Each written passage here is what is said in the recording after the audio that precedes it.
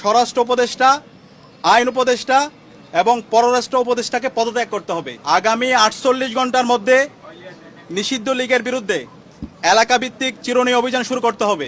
ওসমান হাদির উপরে হামলার ঘটনায় আইন শৃঙ্খলা পরিস্থিতির ব্যর্থতার কারণে স্বরাষ্ট্র উপদেষ্টার পদত্যাগের দাবিতে আজকে শাহবাগ ব্লকেটের ডাক দিয়েছিল কিন্তু শিবিরের পক্ষ থেকে সাদিক কায়েম, এবং আজকে তারা ব্যারিকেড ভেঙে সচিবালয়ের দিকে গেছেন এবং সেখানে স্বরাষ্ট্র উপদেষ্টার সাথে কথা বলার জন্য স্বরাষ্ট্র উপদেষ্টাকে সাথে রেখেই সাংবাদিকদের সাথে ব্রিফ করছেন সাদিক কায়েম। আমি ওনাকে নিয়ে মজা করলেও আমার এত দুঃখ লাগতেছে, জাস্ট হ্যাভ এ লুক।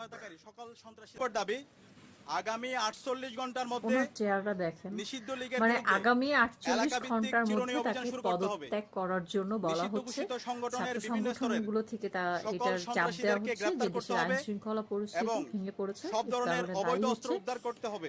বর্তমান দায়িত্ব পালন করা স্বরাষ্ট্র উপদেষ্টা।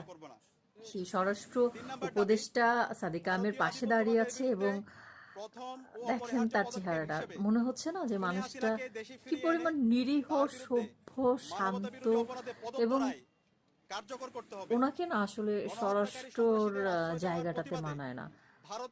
উনি আসলে একটা ভোলা ভালা মানুষ, ভদ্রলোক।